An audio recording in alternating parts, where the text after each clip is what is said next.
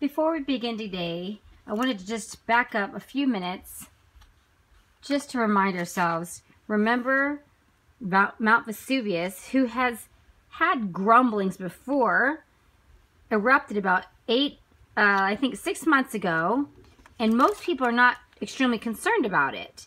But this man thinks it spells trouble, and he comes back to his wife and says, we've got to get out of here, okay?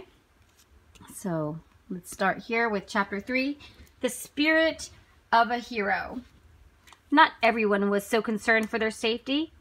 Across the bay from Pompeii, Pliny the Elder, scholar and admiral of the fleet of Misenum, stood at the window of his house. He pulled his cloak tighter around his shoulders. In the distance, he could see a column of smoke emerging from Mount Vesuvius, high above sea level. There it is.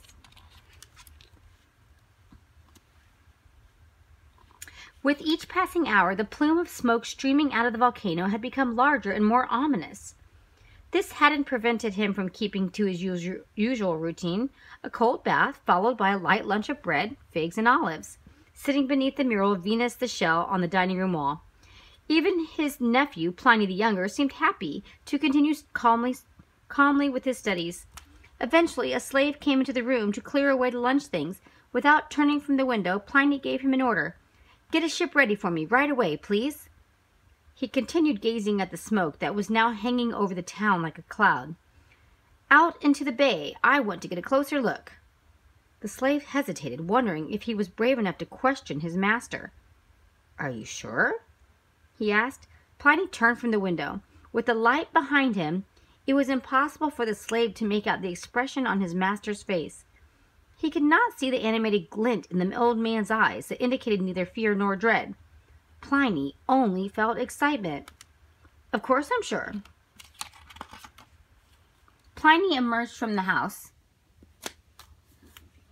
followed by a small group. Suddenly his sister ran out of the house and broke through the crowd to bar his way. "Don't try to stop me," he said gently.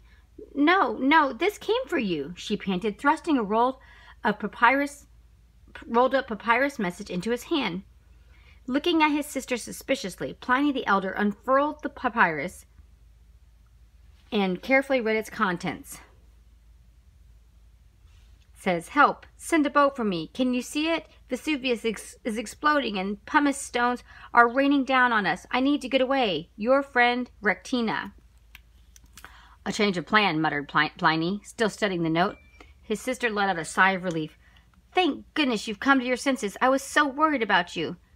But he ignored his sister and looked up at the captain who had been waiting patiently for his orders. "Fortune befriends the brave. We'll set sail right away." Only Pliny could see the nervous twitch that had started up in the captain's eye. "Where are we going?" asked the captain. "To Pompeii, of course." No one dared suggest Pliny abandon his plan. No one wanted to look like a coward. It was time for action. Led by Pliny the Elder, a group of men walked purposefully toward the jetty where the ships were waiting to take them right into the shadows of Vesuvius.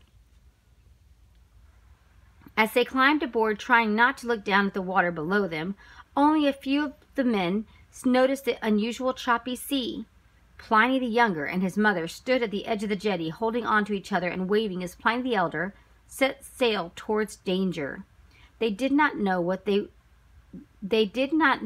that they would never see him again. It's kind of sad, right? He's going right towards this volcano.